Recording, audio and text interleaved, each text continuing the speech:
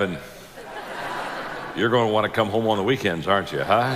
You're going to say, whoa, I'll come back, but let me just go to Highlands for worship. It's so good to be with you. It's so good to be in this church. I want to thank you because of your commitment to Equip, the nonprofit organization. This is the largest leadership training organization in the world. We're in 175 countries, trained 6 million leaders, and you are a vital help and support to that. And I just want to thank you because you understand stewardship, you understand giving, you are faithful to this church in tithing, bringing the offerings to this church. And it's through that organizations like ours receive funds. And so because you give here and because you're faithful in tithing to this local body, it really spreads around the world, and I want to thank you. And then, of course, I want to just say to my wonderful friend Chris, Tammy, what beautiful people they are. We've known each other for many, many years, and we've spent a lot of time together.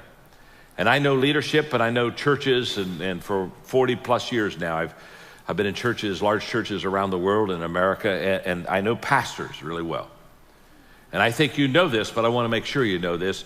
In Pastor Chris, you have, without any doubt in my mind, one of the very, very, very, very top pastor leaders of any congregation in America. Do you realize that, huh? Beautiful. And just loves you, loves the ministry, loves what's happening. Every time we're together, he just keeps talking about what's happened in the church, and I can't shut him up, you know what I mean? And it's just absolutely terrific. In fact, when he talked to me a few weeks ago, he called me and he said, John, could you come over and do some teaching? I said, I'd love to. And so I said, how can I serve you? And he said, well, we're doing a series called You Asked For It. And so he began to talk to me about this series and how he'd asked you earlier, the staff had asked you what would be the message you would like to hear, what would be the subject. And so he went through this whole process of You Asked For It, and I just listened quietly. When he finished, I said, Chris, I understand that series really well. I said, in 1981, 82, 83, 84, when I pastored in San Diego, I did that series. He got real quiet and said, what do you mean? I said, yes, I started the You Asked For It series. I said, Rick Warren got it from me, you got it from Rick, it's coming all back around, and yes, I will be able to teach that series. I can do that. I've had some experience. I've done this a few times, and so I'm just so happy to be here with you, delighted, very excited about what's going to happen in these next few moments. Look at the person you're sitting beside and say to them, you're going to learn something. Go ahead and tell them that. Look right back at him and say, and it's about time. In fact, why do you think I brought you there? Huh?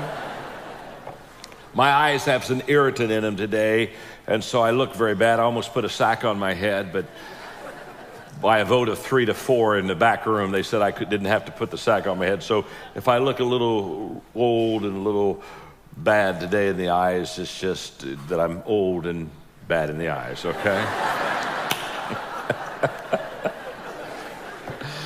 I'm 66, and as I've looked at life and as I have watched life happen, I've become convinced that there are two challenges that you and I have in life.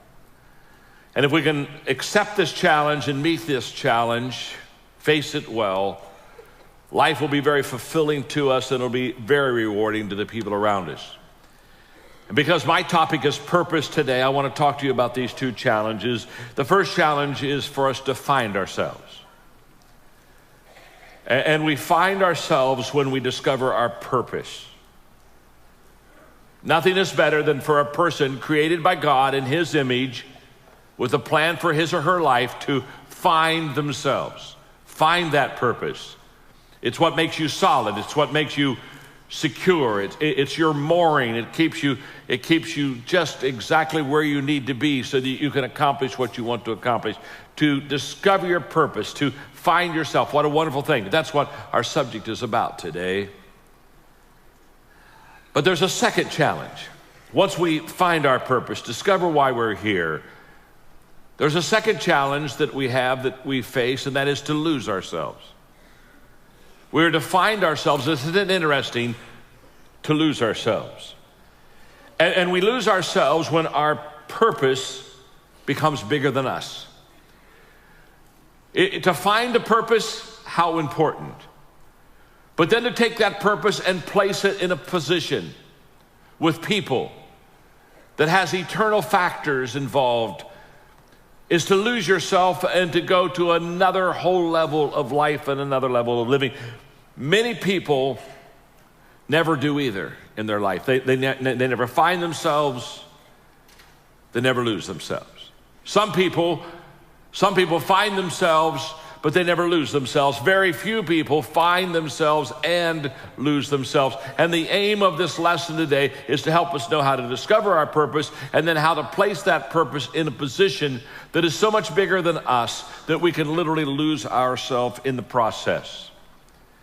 Now, this teaching of finding and losing is given to us by Jesus in Mark chapter 8. Then Jesus called the crowd and his disciples to him. If you want to come to me, he told them, you must forget yourself, carry your cross and follow me. For if you want to save your life, you will lose it. But if you lose your life for me and the gospel, you will save it. Jesus introduces us to the fact in this lesson, in this teaching, that we can save our life if we lose our life.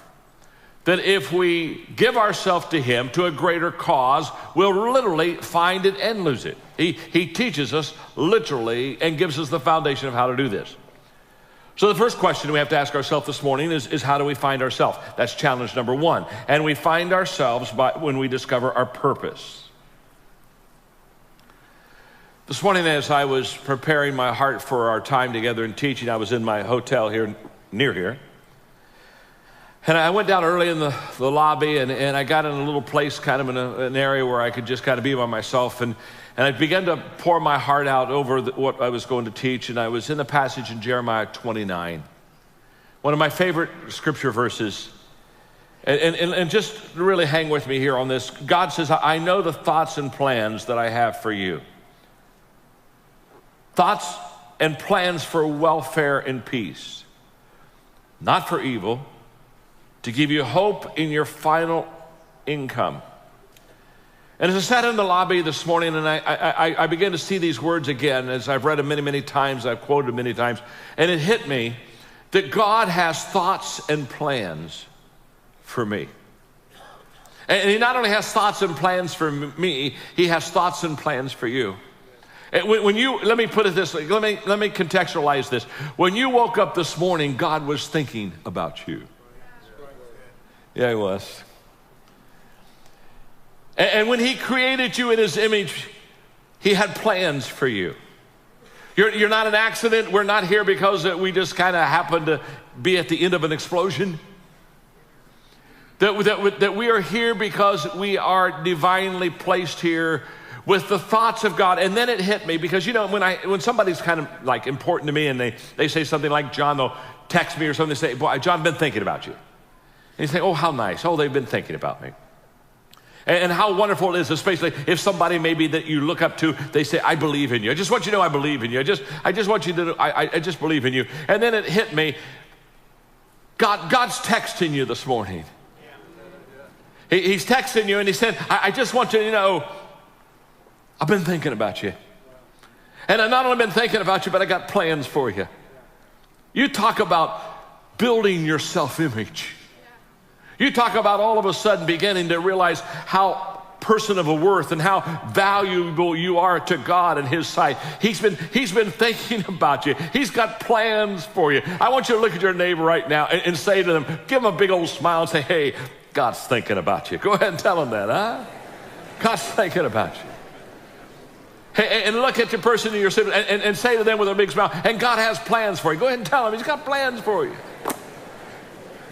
And now look at him and say, and I wish you would figure it out. Huh? Oh, come on. I sure hope today you can pick this up. All right, the question is then, how do we find our purpose? If he has a purpose for us, if he has plans for us, if he's been thinking about us, how do we find it? There are two questions we have to ask ourselves to find our purpose in life. And question number one is, what am I passionate about? Passion often is linked with purpose. What I love to do is often what I should do. We have been created within us the capacity to have things that we enjoy greatly. And a lot of times there is a definite relationship between what I am in love with and what I should be doing. We are created and wired in such a way that passion and purpose many times comes together. And passion is the great energizer. Once you have passion, you have energy. Once you find your passion, you find your purpose. There is something energetic about it. You have never known a person who was passionate that lacked energy. We talk about high energy people. We talk about low energy people. There's no such thing as like low energy people or high energy people. If you have high energy, you have passion. If you have low energy, you don't have any passion. You know, some people, they're already dead. They haven't made it official yet. You just look at them. I just want to walk around and do the committal, let them watch and observe the whole process. But passion gives us a great amount of energy. And when we have that passion, there's something about how we love what we're doing and we enjoy what we're doing. And passion energizes us. Now, when I say passion and purpose are linked, that is usually the case. It is not always the case. It is possible to be passionate about something that you're not good at.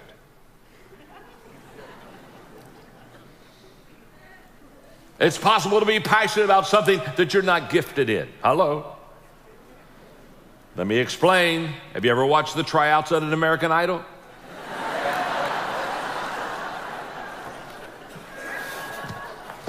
They grab that mic. Man, aren't they passionate? I mean, they are belting out badness. But I mean, they're belting it out. I mean, they are sincere. They are loving it. They just are they are passionately bad. And every set in America, people are grabbing remotes and hitting mute, and oh dear God, shut them up. Help them. Help me. Help us all. Heal them. Heal me. Strike me with deafness. Do something. Strike them with speechlessness. Oh, come on, just do it. Do it. Now maybe this doesn't. Have you ever thought about this? Every time I see something like this, I always have a question. Every time whenever I see somebody that's just really passionate about something that they're not good at, I just always ask myself, where are their friends? Come on, talk to me a moment, huh? Where are their friends? I mean, don't you think you should just sit down at the table and get a bottle of water and say, my name is John, and I'm your friend. I just want you to know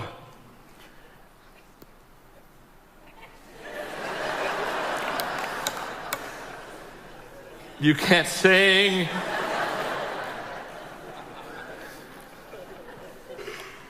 So it's possible to be passionate about something that you're not good at. But I know this, if you're passionate, that it will increase your energy. And the second thing that I've discovered about passion is it sets us apart. It sets us above the crowd. A person with passion always stands out. The world is so full of apathy. It's so full of average. It's so full of whatever. That once you have passion and once you have a sense of energy in your life, it just sets you apart. It distinguishes you. It already gives you what I would call a head start in success in life. I can still remember as a very young person, graduated from college, Margaret and I got married 2 weeks later. 2 weeks after that, we went to our first church in southern Indiana, a little place called Hillham. You've not been to Hillham. You've never heard of Hillham. You wouldn't want to go to Hillham. If you went to Hillham, you wouldn't know you were in Hillham. 11 houses, 2 garages, 1 country store, little old church building, over 100 years old, roof sagged, walls bowed. The week before I went there, the church split.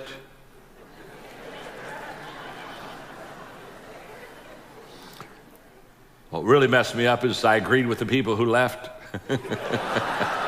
It was kind of like, there go my people. There go my people. There go my people. The first Sunday in my new little church, we had 3 people. First Sunday. 2 of them were Margaret and me. Old lady who lived by the church named Maud was with her. Maud, Margaret, and me. That was it. First Sunday. But I was passionate. I loved that little community. I loved that little church. I loved those farmers. And when my college friends would come out to visit Margaret and me for the weekend, when they would pull their car up to our little house, I'd jump out of the house real quick, and I'd jump in their car and say, no, before you come to the house, I got to show you my church. I got to show you my church. And I'd take them a half mile down the road to the little country church, and we'd pull in that little gravel parking lot that had you could put 30 cars in, probably at best. And I would go and I'd open up the front door of the church. I said, this is my church. This is my church. And the good news is once you open the front door, they saw the church. All of it.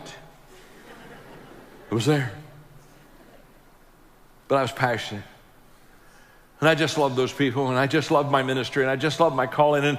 And we just had a handful of people in the beginning, but we just started working hard. And I could remember I'd been there maybe 6-7 months, and I thought, boy, we need to have a big day. And so in the summer, one Sunday morning, I just got up and I said, on the first Sunday of October, we're going to have 300 people in this church. And as soon as I said it, I thought to myself, wow, whoa, ooh, I wasn't planning on that. And I looked at the people, and they weren't planning on it either. I mean, they looked at me, and they 300 people. These people have never, some of these farmers never saw 300 people. Get the picture. I mean, they came up afterwards and said, preacher, we love your passion, but 300 people, that's beyond us. We can't do that. I said, will you help me? They said, well, of course we'll help you. It's just too big of a number. But I mean, we just started asking people to come to church. I mean, and in our neighborhood, you had to ask them all. I mean, it's not like you get some of them. You got to get them all. You understand? You got to get them all. And so we just asked people, and by September rolled around, we'd ask people so many times that when people would see me coming or any of our members coming, they just hold up their hands and they say, I'm coming. Don't ask anymore. I'm coming. I'm going to be there. Finally, the Sunday came, and we were ready.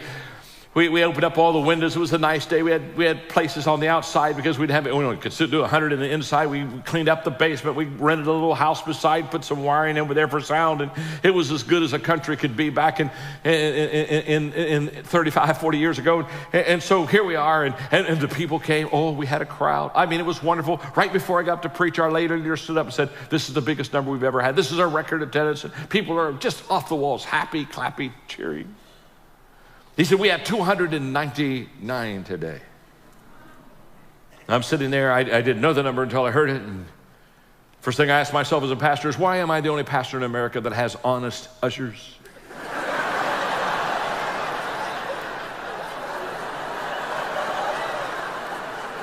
Where is the creativity? Now, I'll tell you what passion will do for you.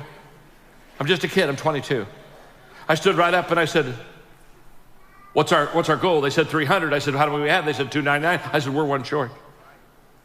And that won't do. I'm not preaching until we have 300.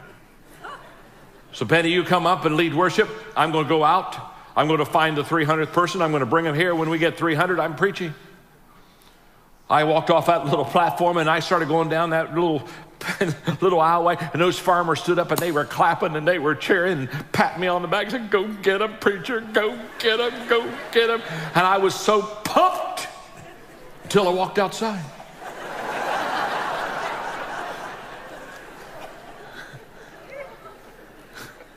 And I thought, now what am I going to do? I got 299 people waiting on me. I looked across the street at the gas station. There was Benny Harris, Sandy Burton. Sandy owned the gas station. Neither one of them ever went to church. Walked across the street. Of course, everybody knew we were trying for 300. And Sandy said, boy, preacher, you got a lot of people over there. Did you get your 300? I said, not yet. We have 299. We're one short. Got a question to ask you. Which one of you?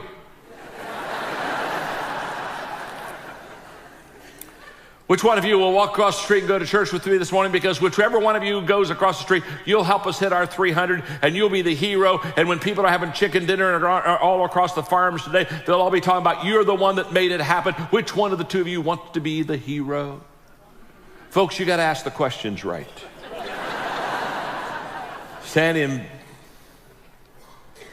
Glenn Harris looked at each other, and they both looked at me, and they said, look, we both want to be the hero. And he put a close sign on his gas station. I put one on one side, one on the other side. I walked back across that street. I walked right down. I mean, when I walked in that church building, those farmers, I mean, they were looking, buddy. And they started clapping, throwing their hymn books in the air. I mean, I went down the front row, kicked 2 members off, set the 2 of them right down there. I taught.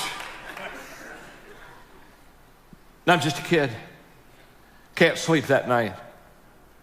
All I want to do is rehearse in my mind this incredible day of ministry for me. It was a big day for me. I know it doesn't sound big to you, but when you're a kid and it's the best you've ever done, it's big. And so I can't sleep. And I'm just going over and over. And I'm so excited. I'm so happy. And all of a sudden hit me in the middle of the night while I'm not sleeping.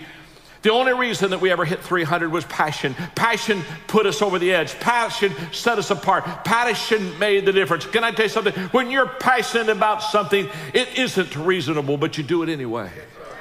When you're passionate about something, it's not possible, but you do it anyway. When you're passionate about something, passion will take you where nothing else will ever take you. It'll give you that decided edge. It'll help you to stand out. Wow. Now, let me just say something about purpose and dreams and finding your purpose. I wrote a book a few years ago called Put Your Dream to the Test. And basically, it's questions you need to ask yourself to make sure if your dream is a valid dream. And I would go around and I would teach off of this Put Your Dreams to the Test lesson. And all of a sudden, it hit me that there were a lot of people that didn't have their own dream. I had assumed when I wrote the book that everybody had a dream. I've had a dream. And all of a sudden I realized there were people coming to me and said, well, I don't have a dream for myself. And I could see that they were a little lost, and all of a sudden it hit me. And this is what I want you to understand. You may not have your own big dream for you, but it is probably because God has someone for you that he wants you to join and help them fulfill their dream. You see, this is a biblical principle. Not everybody has their own purpose and own personal dream. Look at the fishermen down at the Sea of Galilee when Jesus walked into their life and said, hey guys, follow me. I'm going to make you fishers of men. What did he do? When he walked into their life, he gave them a dream that they didn't have. He gave them a cause that they didn't have. He gave them a person to hang around with that they didn't have. And let me tell you something. Sometimes God has people literally designed to come along and complement each other so that the dream can be filled. Teamwork makes the dream work. I've seen it happen many, many times. I can tell you right now, for many of you, it's happened in this church. You found this church, you found this place of grace, this oasis, this place of vision, this place that is making a difference, this dynamic place. And all of a sudden you started pouring your gifts in here, your spiritual gifts, your financial gifts. You just kind of lost yourself and just dove into this congregation. And now you're seeing amazing things happening. And it's an absolute fact that some of you, your place, your purpose, your dream is to come alongside, complement, add value, and do something for someone that they cannot do for themselves. Every great person is great because people have come around and supported that dream and supported that vision. Look at Jonathan and David in the Old Testament. Jonathan rightfully was going to be the next king. His father Saul was the king. He was the rightful heir. But when he saw David, he said, no, David is the anointed one. I'm going to back up. I'm not going to be the king of Israel. I'm going to support David. I'm going to let him be the king of Israel. I'm going to be a king maker. And Jonathan understood that whole possibility of putting his purpose into the purpose of someone else. In my second church in Lancaster, Ohio, I can still remember the church was growing very fast. Good things were happening. One day I had an appointment with a member of the church that wasn't an outstanding member, would not be termed a leader, would not be one of the people kind of that makes it happen. His name was Brent, and he wanted to see me, and so we sat down, and I said, Brent, I said, what can I do for you? And he said, Pastor, he said, you nothing. He said, there's something I can do for you. And I thought, well, this is interesting. So I kind of said, okay, what do you got? He said, I'm watching the church grow, and he said, I'm watching wonderful things happen in this church. And he said, I recognize I'm not the top leader. I recognize that there are other people kind of that are more VIP than me, and I understand that. And he said, I just want you to know, I've been asking God, how can I help you? How can I add value to you? And he said, I know you're busy. And he said, I came across a God idea last week. I said, what is it, Brett? He said, I know you're busy. And he said, I know you have to do errands and chores like anyone else. And I thought, what would happen if I would give you every Thursday afternoon and do your errands for you? He said, I don't work on Thursday. I get done at noon, and if I could come by the office and you could have somebody just give me, you got dry clean you want to do, you want your car clean, whatever you want to do. He said, you just make a list and let me just give you my Thursday afternoons. And for the next 7 years, Brent Johnson would come by the office around noon on Thursday, and he would pick up all this stuff, and he just began to lift a load. And I remember that day looking at this precious friend and hugging him. He became a very close friend, a very intimate friend of mine, because he understood that his purpose was to help a bigger purpose, and his dream was to add value to another dream. And I'm here to tell you, there are a whole bunch of you out there. You're adding value to the dream of this church. You're adding value to the dream of somebody that you're working with. You're making a difference. So your purpose may not be just for personal use. It may be for corporate use or collective use. It may be bigger than you. Does that make sense? Passion. But the second question we ask ourselves is not only what am I passionate about, but what are my strengths? What am I good at?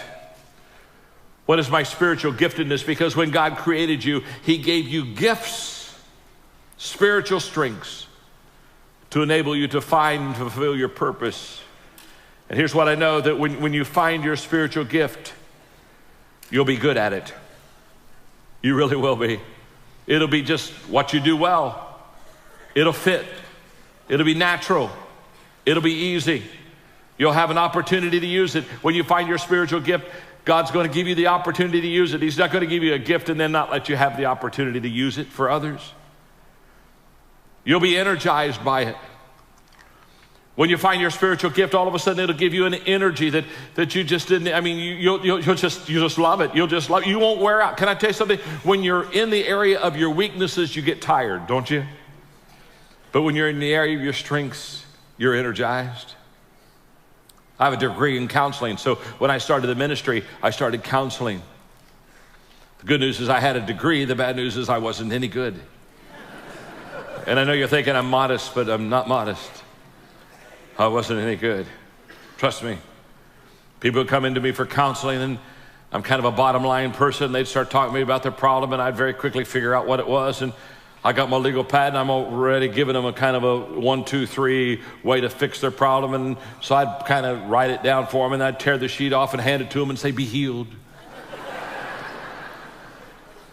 And they come back the next month with another problem. I thought, didn't we fix you last month? And so, well, I got another problem. And so I listened to that when I'd give them 2 or 3 points and tear off the page and be healed. And they kept coming back, and I kept getting worn out. And I'd come home, I'd be tired. I said, Mark, I don't have any energy. I'm just dealing with problems and weaknesses. And then I'd get irritable, and I'd get impatient. And then sometimes they'd be so discouraged to say, I just would like to jump off the bridge. And I found myself offering to drive them to the bridge. That's not a good thing for a counselor to do. And then sometimes I'd take them to where the bridge was, and I'd be so discouraged by the time I got to the bridge, I'd just say, could we hold hands and do kumbaya and jump off together? You know what I mean? Whee! Oh, well, here we go. No energy. It was my weakness. I wasn't dealing out of my strengths. And one day I realized that when I counseled with people, I worked with their weaknesses, and I wasn't good at that. But when I equipped people, I worked with their strengths. And all of a sudden it was like, literally within a matter of a couple of days, I went from being worn out because I was working with weaknesses to be absolutely energized because I started working with people's strengths and started equipping them. And all of a sudden I began to understand what happens when you play to your strength zone, when you play in the areas where you're good at. And I would also say when you find your spiritual gifts, you'll have capacity to develop them. You'll really get good. You're good now, but once you start developing and working your spiritual gifts, you really get good. I was excited when Chris was talking earlier and sharing with those in the legacy area, people with the gift of giving. And would encourage you, if you got that gift, there's a meeting tonight at Greystone, come. I know what he's doing. He's going to help you with the gift of giving, to take that gift that is a wonderful gift, and he's going to help you to absolutely highlight it, because you have capacity there that you've never understood or never tapped. I would encourage you, if that's where your gift is, don't miss that meeting tonight. So now that's how we find our purpose, by our passion and by our giftedness. So then how do we lose ourselves?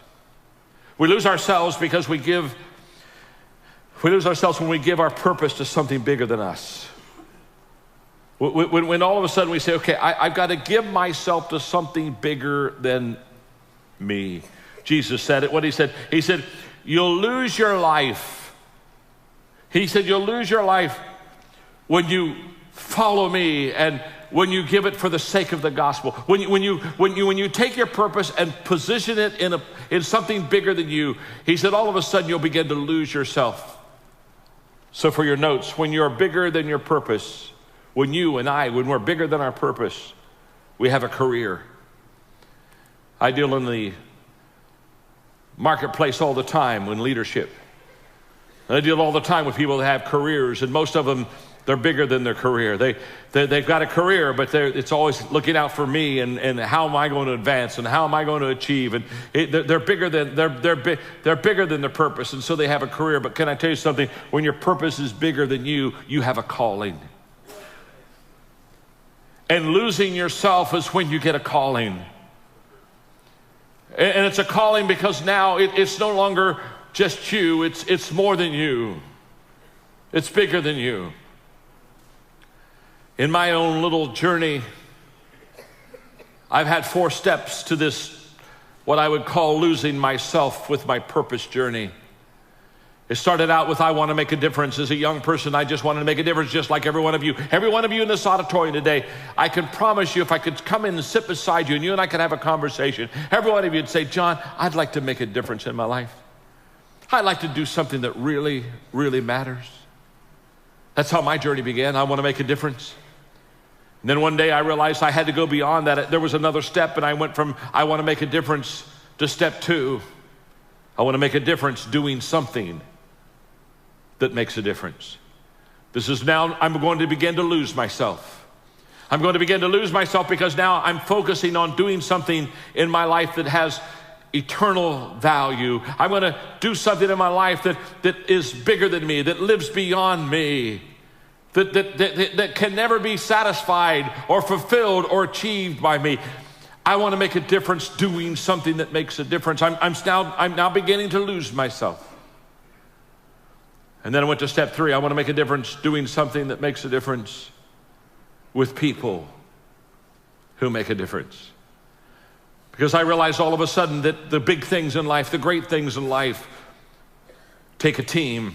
One is too small of a number to achieve greatness. And if you're going to do something amazing, it's going to be because you do it with other people. Again, that's what makes this congregation so vibrant. This is what makes this congregation so incredibly relevant today. You're doing it together. You're loving together, praying together, worshiping together, ministering together. You're not diving alone. You're diving together. I want to make a difference, doing something that makes a difference with people that make a difference. And then because of my age at 66, because time is important and every day I'm counting my days. I have to count my days. There's a 4th part for me. I want to make a difference doing something that makes a difference with people that make a difference at a time when it makes a difference. Got to make it count. I don't get many more do-it-overs. Got to make sure that I do it right on the front end. For several years, I go to the Indianapolis 500. Tony George, who owned all that and was over that race, read all my books. And he would have me come in on race day and talk to the drivers, the owners, and then we'd go up to his suite and we'd watch the Indianapolis 500. We were having lunch before the race one day, and Tony looked at me across the table and he said, John, what's the difference between success and significance? I said, oh, Tony, success is when I add value to myself. And significance is when I add value to others. And you lose yourself not in success. You find yourself in success. You lose yourself in significance. It's when we begin to add value to others that we begin to lose ourselves, because now the cause is greater. Our why, our purpose, our why is bigger than us. And when our why is bigger than us, when you find your why, you'll find your way. Everything changes at that time. I shared with you earlier that I'm 66, so people ask me all the time, they say, John, when are you going to retire? And I tell them I'm not going to retire. And they look at me and say, well, why not? You can. Of course I can. I'm old enough to retire. I have enough money to retire. I've been very blessed. I'm very grateful. I mean, I've written 25 million books and sold them. Just do the math. I'm going to be okay financially.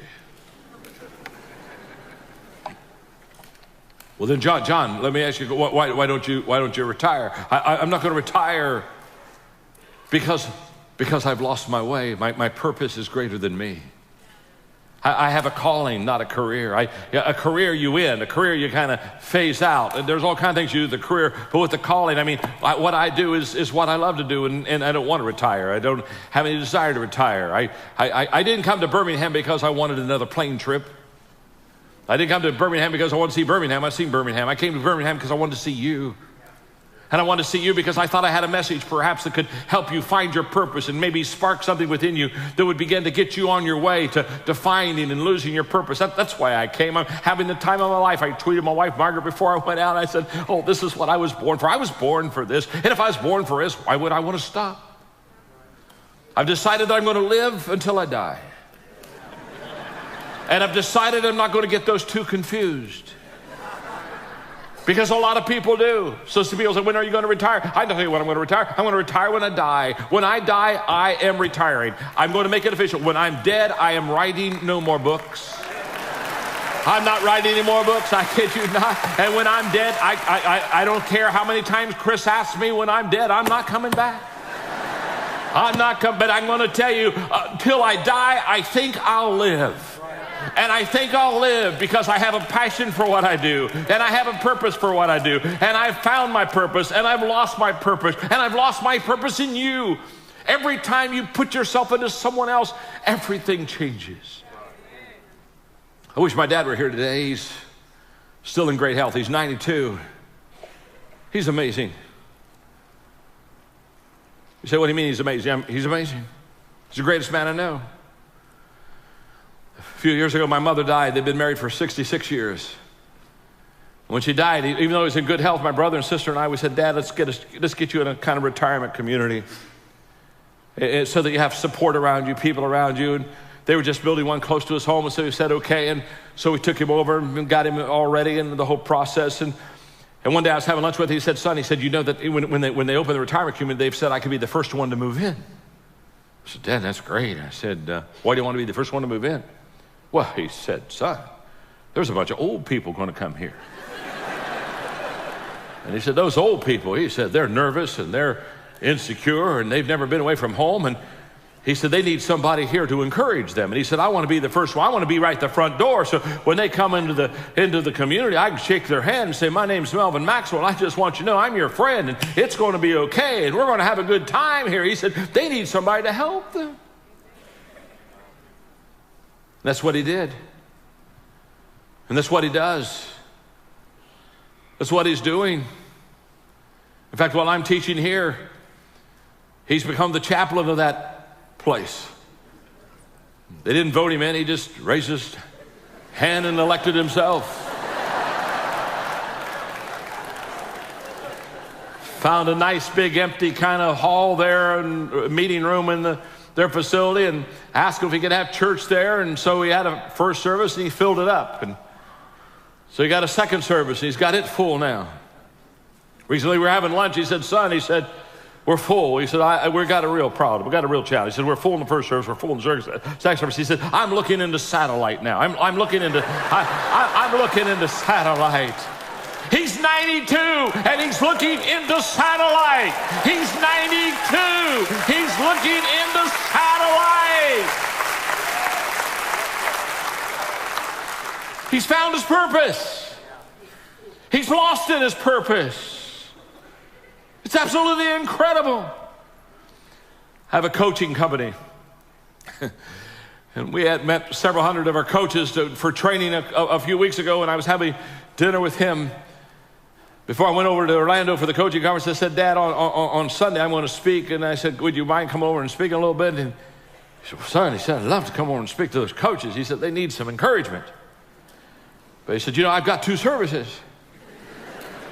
I said, well, Dad, I'll tell you what, I'll get the limo driver to pick you up, and we'll have an early one. We'll have you speak at 8 o'clock, and you can be done at 8:30, and you can get back because your first service is at 9, and your next service is at 11.